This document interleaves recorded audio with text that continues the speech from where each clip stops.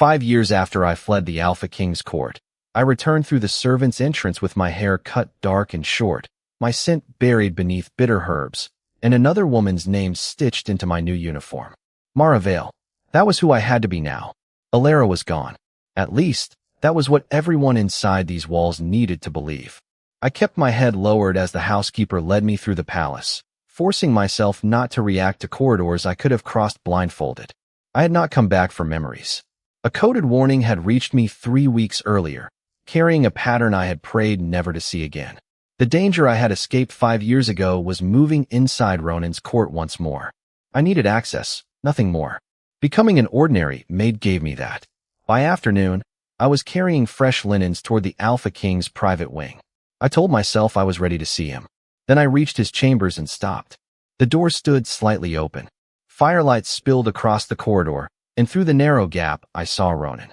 5 years had hardened him. His shoulders seemed broader beneath his black coat, his face sharper, his stillness heavier.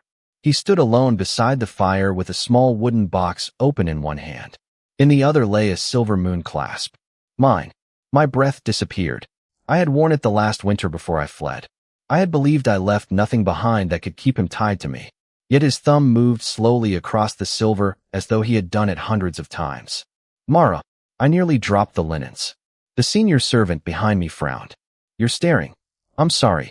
My voice sounded strange to my own ears. She glanced toward the chamber and lowered hers. Never touch that box. His Majesty allows no one near it. I forced myself to look away. Why? It belonged to someone he lost. The word struck harder than accusation. Lost.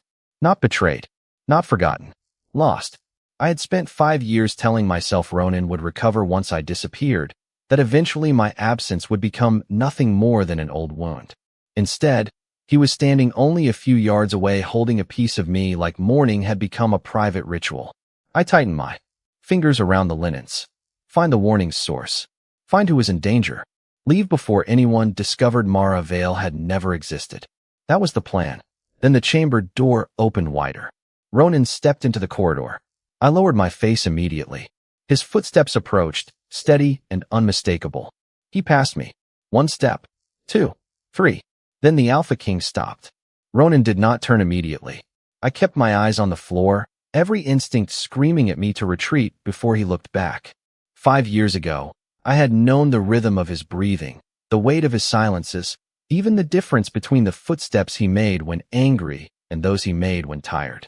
Now I was supposed to be a stranger. You're new, he said. Yes, Your Majesty. I made my voice quieter than Elara's had been. He turned then. I felt his attention settle on me with such force that my hands tightened around the linens. For one terrible moment, neither of us moved. Then Ronan continued down the corridor. I waited until his footsteps disappeared before breathing again. I thought I had survived our first encounter. I was wrong. The following afternoon, the housekeeper found me sorting linens and informed me that the attendant assigned to the king's private study had been called elsewhere.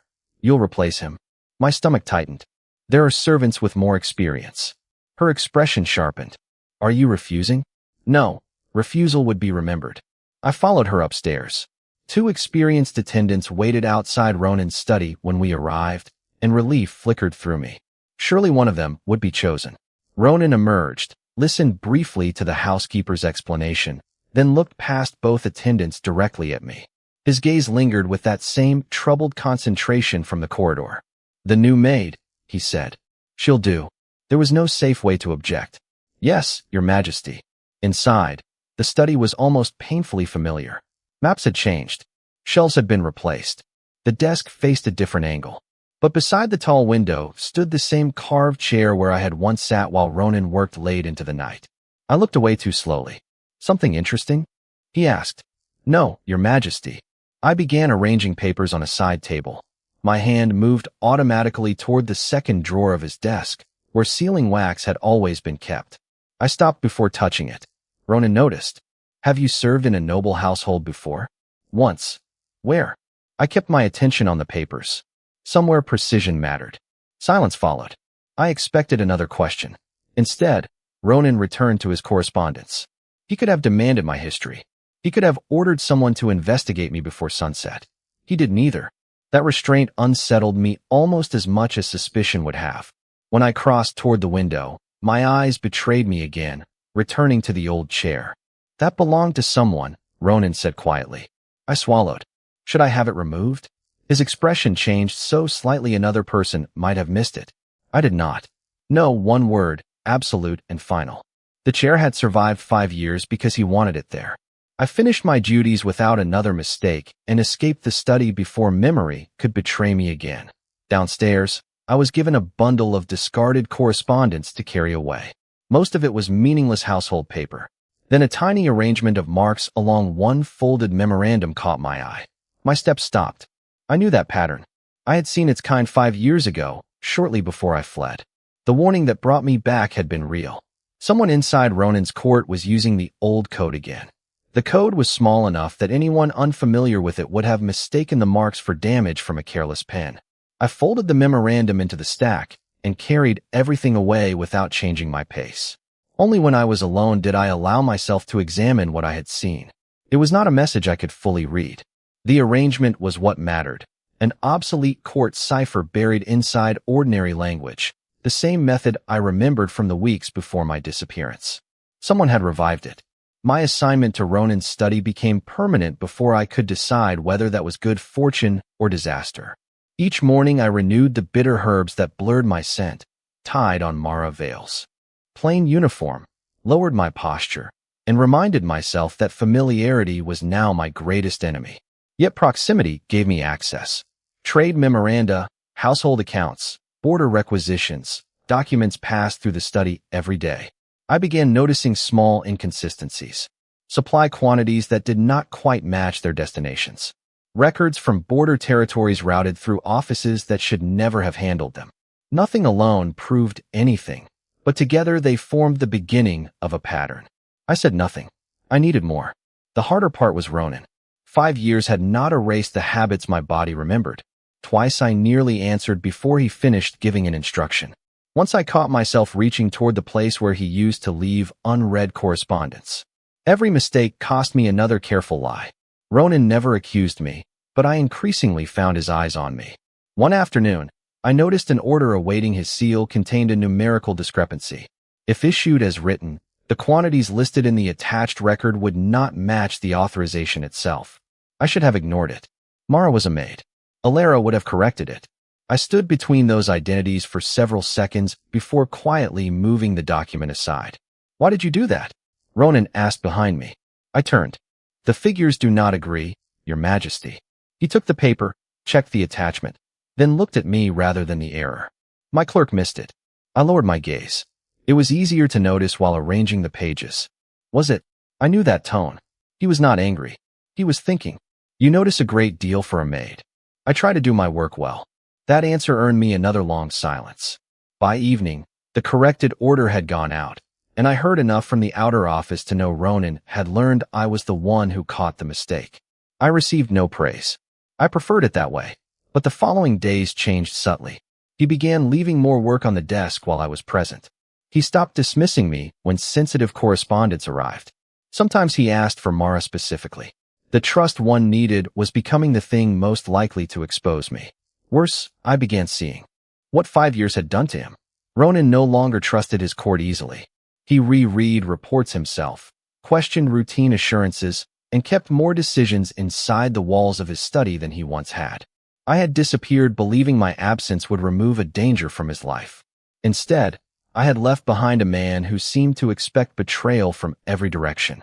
Then Ronan placed a key on the desk between us. The restricted archive, he said. I stared at it. Your Majesty, some of the older border records need reviewing. You have a talent for finding what other people overlook. My pulse quickened. Those archives might contain exactly what I had returned to find.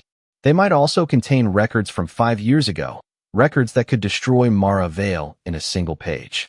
Ronan pushed the key toward me. You'll have temporary access. I closed my fingers around it. Thank you, Your Majesty. His gaze remained on my face. Don't make me regret trusting you. The key felt suddenly heavier in my hand. I had come back to uncover the truth. Ronan had just opened the door to it himself. The archive key remained in my pocket for the rest of the evening, its weight reminding me that Ronan had given Mara something Elara might once have received without question, trust. I should have been grateful. Instead, every step closer to the truth made the lie between us harder to carry. That night, I returned to his study to finish sorting correspondence. Ronan was still at his desk long after the rest of the private wing had quieted. His shoulders were rigid, and twice I watched him reread the same border report without turning the page. I knew that exhaustion. Before I could stop myself, I went to the side cabinet, measured dried leaves into a cup, and prepared the bitter tea he had always taken when work kept him awake. I set it beside his hand. Ronan stared at the cup. My mistake struck me instantly. "Who told you how I take this?" he asked. "One of the older kitchen servants." The lie came quickly, but not comfortably. His eyes lifted to mine. "Did they?" I forced myself not to look away. After a moment, he drank.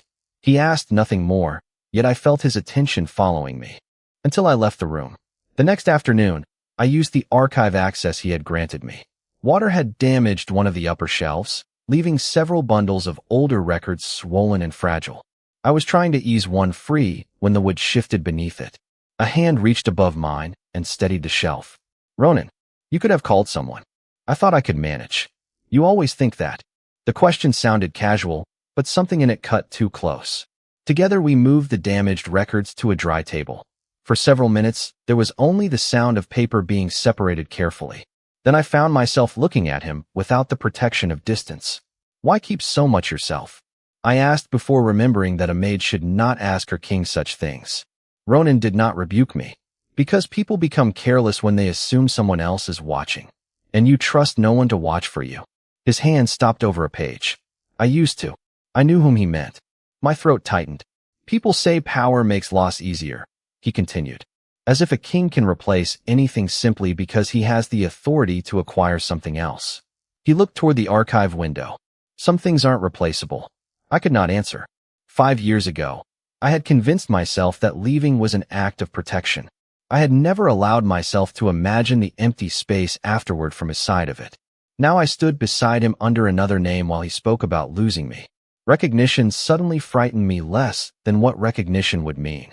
If he discovered the truth, he would also discover that I had listened to his grief and lied to his face. I turned back to the records because paper was safer than his eyes. Among the damaged documents, a seal caught my attention. I had seen it earlier on one of the questionable supply records, the formal mark associated with Lord Varick, a senior counselor who had served at court before I disappeared and still served Ronan now. One seal proved nothing. Repetition might. I committed its placement to memory and continued working. Ronan noticed my pause, but said nothing. Later, as we returned toward his study, I found myself thinking about another contradiction I had tried not to examine.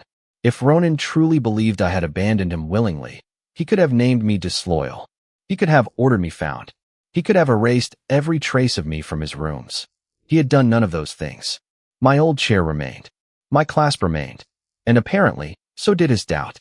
Inside the study, I placed the recovered papers on his desk. Ronan did not sit. "Mara," I froze. "Yes, Your Majesty?" He studied me with an expression I could no longer dismiss as ordinary curiosity. His gaze moved over my shortened hair, my lowered posture. The face 5 years had changed but not replaced. I became painfully aware of the herbs masking my scent. "Have we met before?" Every truthful answer crowded my throat. I thought of the coded warning. Varick's seal. The danger I still did not understand. I thought of Ronan holding my clasp beside the fire. "No, Your Majesty." The silence after my answer seemed to fill the entire room. Ronan watched me for another moment, then stepped aside and let me leave. I walked into the corridor without looking back. For 5 years, I had believed being discovered would be the most dangerous thing that could happen to me inside this palace. I was beginning to understand that continuing to lie to him might be worse. Continuing to lie became harder the next morning when I discovered someone had tried to erase the past before I could reach it. I entered the restricted archive with Ronan shortly after dawn. One cabinet stood open. Nothing appeared disturbed until I checked the section containing correspondence from 5 years earlier. Several bundles had been shifted, and one narrow gap showed where documents had recently been removed. "Someone knew what to look for," I said. Ronan's expression hardened. "How can you tell?" I pointed to the untouched records surrounding the gap. They ignored everything except correspondence from a specific period. The weeks before I disappeared. I did not say it. Ronan ordered the archive secured, then began checking the remaining bundles himself. I moved toward another shelf and caught my sleeve against its corner. The small glass vial hidden beneath my uniform slipped free. It struck the stone floor and shattered. Bitter herbs flooded the air. Beneath them, something I had spent weeks suppressing escaped with them. My scent. Ronan went completely still. I could hear my own heartbeat. His head turned slowly toward me. What was in that vial? Herbs. I can smell that. He stepped closer. What were they hiding? I backed against the table before I realized I was moving. His face changed as he studied me. Not recognition, not yet, but something close enough to terrify me. Who are you? I could have invented another lie. Instead, I understood that Mara Vale had reached the end of what she could survive intact. Mara isn't my real name. His jaw tightened. I know.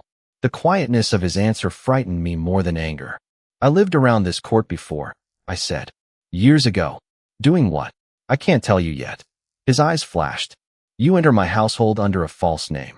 You conceal your scent. You know my private habits. You recognize restricted court records. And now someone breaks into my archive while you are searching it. Give me one reason I should not have you detained. Because whoever removed those papers is the reason I came back. That stopped him. I told him about the warning without naming everything behind it. An old pattern had resurfaced. Something connected to danger I had known 5 years ago. I believed someone inside the palace was involved. And you expected me to trust this? He asked. No, my voice dropped. I expected to find proof before you ever knew I was here. Ronan looked away.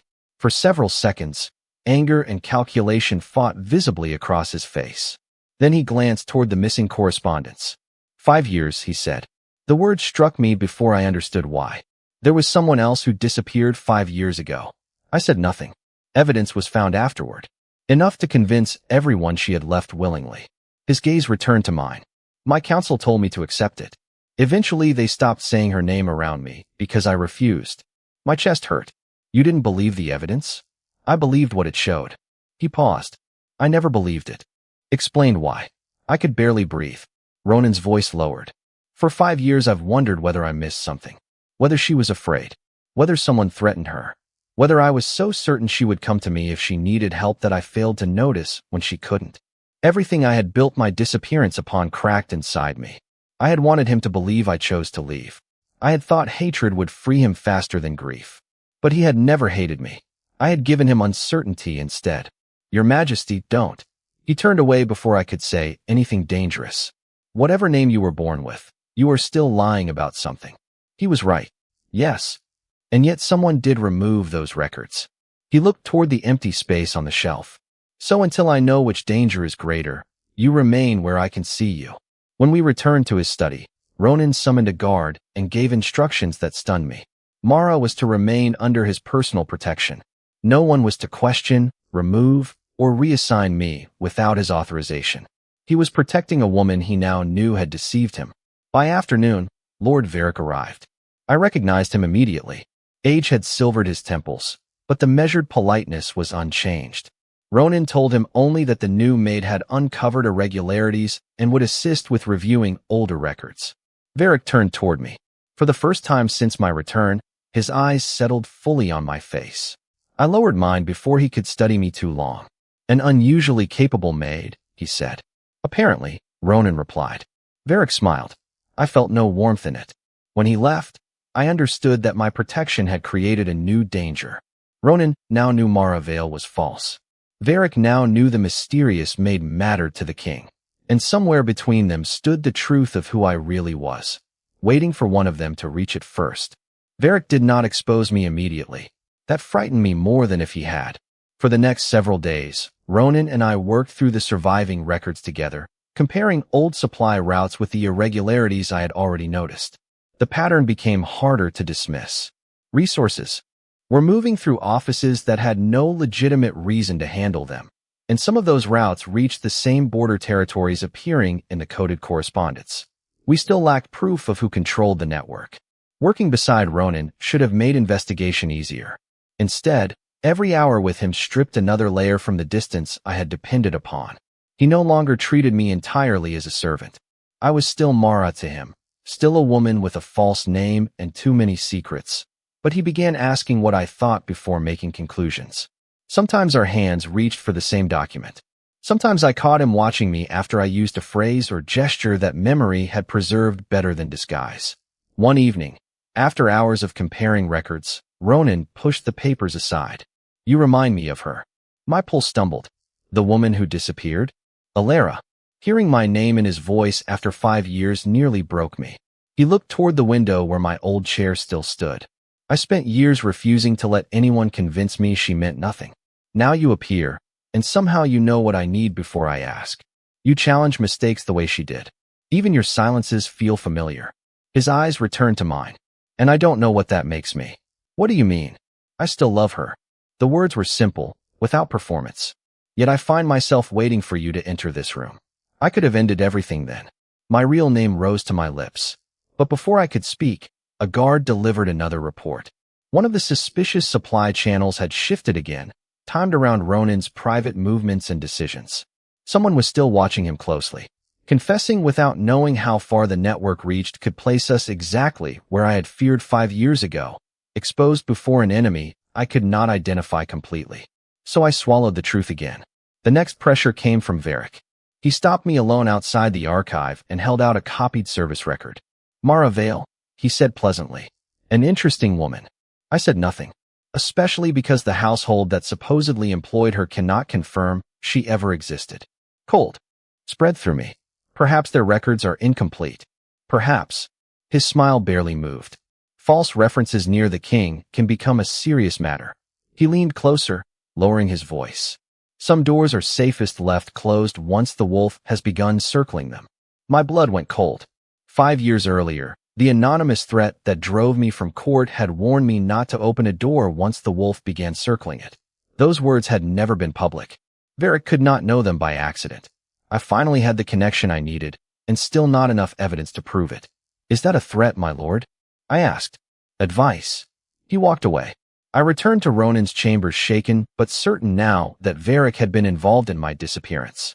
Ronan was overseeing a security search of his rooms after the archive breach. Before leaving, he opened the wooden keepsake box. The silver moon clasp lay inside. He picked it up and held it toward me. Keep this until the search is finished. I stared at my own clasp resting in his palm. Why me? Because I trust you with it. I almost laughed at the cruelty of those words. Instead, I accepted it. The silver was warm from his hand. It belonged to her. Yes. You kept it all this time. Some things aren't replaceable, he said, repeating what he had told me in the archive. Then he left. I stood alone holding the object he had mourned because he thought its owner was gone. That night I decided I could not let him learn the truth from someone else. I would find enough evidence to secure Varric, then tell Ronan everything myself. But before midnight, word reached the servants' quarters that my employment records had been formally challenged. My identity would be investigated before the royal household the following morning. I closed my fingers around the silver moon clasp. Mara Vale had 1 night left. I had intended to confess before sunrise. Varric made certain I never got the chance. When I entered the council chamber that morning, Ronan was already there, standing at the head of the long table with several senior witnesses gathered around him. Varric stood among them holding the copied service records he had shown me. The day before, his expression was composed. Mara Vale does not exist, Your Majesty, he said. No birth record we can verify. No legitimate household service. Her references are false. Yet somehow this woman obtained access to your private study and restricted archives. Every eye turned toward me. Ronan's face revealed nothing, but I knew his silences too well. This one was anger held under absolute control. I already knew her name was false, he said. Varric paused. Then perhaps Your Majesty understands the seriousness of allowing an unidentified infiltrator continued access to royal records. Enough. Ronan looked directly at me. Tell me your real name. There was nowhere left to hide, and suddenly I was tired of trying. I straightened. Not Mara's lowered shoulders. Mine. I stopped softening my voice. Then I reached into my pocket, took out the silver moon clasp he had trusted me to protect, and placed it on the table between us. Ronan stared at it. I watched recognition arrive not all at once, but piece by piece. The voice, the posture, the habits, the scent he had caught beneath the herbs. the woman standing where a memory had been. His face lost its color. I'm Elara. No one moved. Ronan looked at me as if 5 years had collapsed into the space between us. You're alive. The words were barely audible. Yes. His gaze dropped to the clasp and returned to me. Grief disappeared beneath something sharper. You stood in my study. You listened to me speak about you. I could not defend that. Yes. You watched me mourn you. Ronan, why? I told him the part one could no longer keep buried. 5 years earlier, I had received threats warning that remaining beside him would put his life and throne in danger. I had believed whoever sent them had enough access to make good on them. So I had created evidence that I left willingly and disappeared before Ronan could stop me. I thought if you believed I chose to go, you would stop looking. His expression twisted. Did you ever intend to come back? That question hurt more than his anger because the answer belonged to the woman I had been then. No, Ronan stepped back as if I had struck him. Before either of us could say more, Varric moved. Your Majesty, whatever sentimental explanation she offers, she has admitted infiltrating the palace under a false identity. She must be detained. Guards approached. Ronan did not order them away. I understood why. Protecting me blindly now would prove exactly what Varric wanted the room to believe, that Ronan's judgment had been compromised by the woman he had mourned.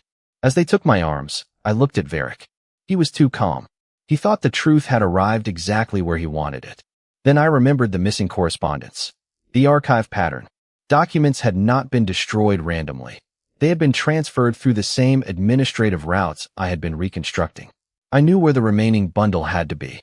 I pulled free before the guards had secured me and ran. Shouts followed through the corridor. I did not head for the servants' exit. 5 years ago, faced with danger, I had escaped the palace. This time I ran deeper into it. I reached the records room connected to the old provisioning office and found the narrow cabinet I had identified from the routing pattern. Behind newer ledgers sat a wrapped packet bearing dates from the weeks before my disappearance. The guards reached me moments later. I did not resist. I simply held the packet against my chest and told them to take me back to Ronan. When it was opened before him, the first pages confirmed that the circumstances surrounding my disappearance had been engineered. But deeper in the correspondence was something I had never known. References to border commanders, diverted resources, and a plan extending far beyond removing me from Ronan's court. I looked across the table at him. I had finally returned with proof that I had not simply abandoned him. The terrible part was that the proof also showed the danger had always been much larger than I understood. The correspondence did more than prove I had been threatened. It showed me how carefully I had been manipulated. 5 years earlier, I had begun questioning irregularities in military provisioning, small discrepancies in quantities, routes, and authorizations that looked harmless until placed beside one another. I had never understood what I was seeing. Varric had. The letters revealed that his faction feared what would happen if I remained beside Ronan long enough to gain permanent access to royal records. They had not needed to kill me. They had only needed to make me leave. The threats against Ronan had been credible because the people behind them already controlled enough hidden channels to reach him. But their purpose had been calculated, frightened me into believing that loving him endangered him, then let me remove myself. Afterward, they planted the evidence that convinced the court my disappearance had been voluntary. I looked at Ronan across the council table and understood the cruelty of it.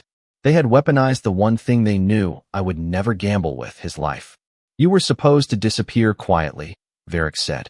His composure had finally cracked. Ronan turned toward him. So you admit it? Varric realized his mistake and said nothing. I continued through the recovered papers. Names of border commanders appeared beside diverted supply routes. Payments were disguised as emergency provisioning. The recent irregularities were not remnants of an old scheme. The network had become active again. Its next objective was already taking shape. Create instability along the border, then pressure Ronan into granting emergency authority to commanders whose loyalty had been purchased years ago. Suddenly, every clue connected. The obsolete cipher. The missing records. Varric's interest in me. Even the warning that brought me home. A frightened former clerk had discovered the old channels reopening and sent the message before disappearing from the correspondence trail. I had returned because the same ability that made me dangerous 5 years ago was needed again. Varric recovered quickly. None of this changes what she has done, he told the council. She entered under a false identity. She deceived the king. Detain her now, and we can investigate these accusations without allowing personal grief to govern the throne." His argument was clever because part of it was true. Ronan looked at me, and I knew what protecting me publicly would cost him. Everyone in that chamber knew he had mourned me for 5 years. If he refused to surrender me, Varric could claim his king was choosing an old love over royal security. I could make the decision easier. I knew passages out of the palace. With what I had learned, I could disappear again and release the evidence from somewhere safe. 5 years ago, that was exactly what I would have done. I stepped forward instead. I forged my identity. I entered this palace knowing I had no authorization to access what I eventually accessed. I will answer for that. Ronan's eyes held mine. Elara, but I'm not leaving again. I turned toward the witnesses. Investigate me. Question every decision I made. Just investigate those records too. Varric demanded that the guards take me. Ronan raised one hand. They stopped. No, the room went silent. Your Majesty, Varric warned. Consider what this looks like. I am. Ronan's voice was cold, which is why I will not ask anyone here to trust Elara, because I do. He placed the recovered correspondence beside the current supply reports. You will trust evidence. Every route will be audited. Every commander named here will have his authority suspended pending investigation. Every account connected to these transfers will be opened. Varric moved toward the table. His hand shot for the oldest packet. Don't. I saw what he intended before anyone else did.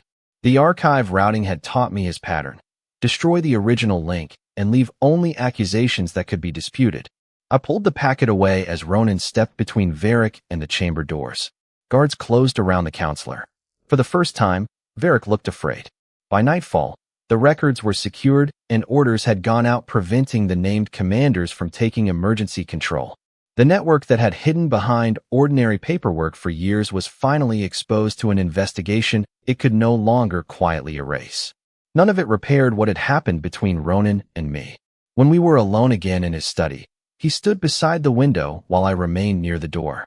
Now I understand why you left, he said. Relief almost broke through me until he continued. Understanding it does not give me those 5 years back. I know. You decided what I could survive without ever letting me choose. I know. There was no defense worth giving him. I thought leaving was love, I said. I thought if I made you believe I didn't want you, you would be safe enough to hate me and move on. My voice shook. I was wrong. And when I came back, I did it again. I decided the truth was too dangerous for you until I had solved everything myself. Ronan finally faced me. So what changes now? I do. I held his gaze. I will never again decide for you which truths you are strong enough to face. Silence stretched between us. Then he came closer, stopping with enough distance that the choice remained mine.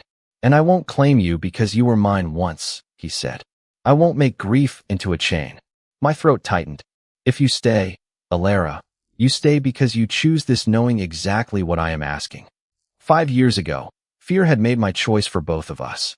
That morning, I had been offered another chance to disappear and had refused it. Now there were no threats hidden behind anonymous words, no false name between us, no lie I could use as protection. There was only Ronan and the damage we had both survived. I choose to stay, I said. He closed his eyes for one brief moment. When he opened them, the grief was still there. So was the anger. But neither of us turned away. Neither of us turned away, but staying did not mean pretending the damage had vanished.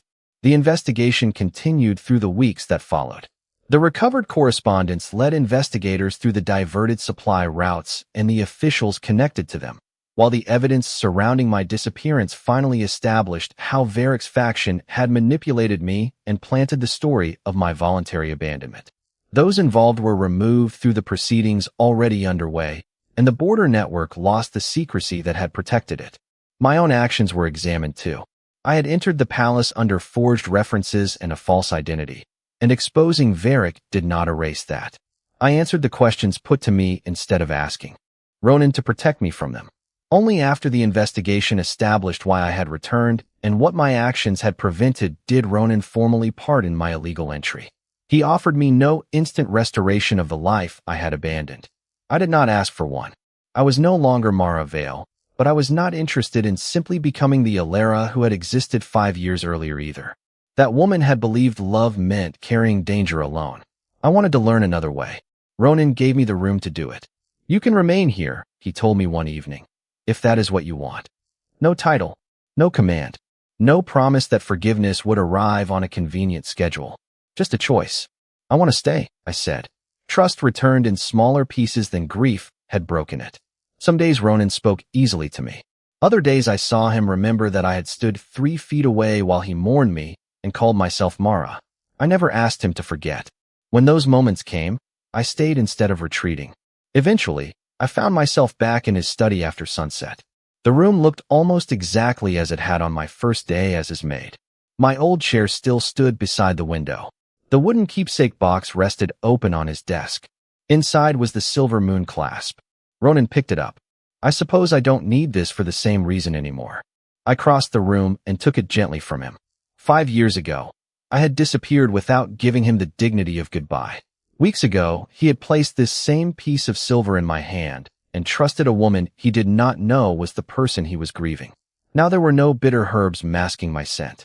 My hair was still shorter than he remembered, but I no longer lowered my shoulders or softened my voice. There was no Mara veil left to hide behind. I placed the clasp back in Ronan's palm myself. His fingers curled around it. Then I covered his closed hand with mine. He looked at me for a long moment. Will you stay? There had been a time when both of us might have tried to make that question enormous. Forever. Always. Never leave again. But neither of us needed a promise big enough to hide inside. Today, I asked softly. Something almost like the man I remembered appeared in his expression. Today, I tightened my hand over his. Yes. 5 years earlier, I had believed disappearing was the only way to protect the man I loved.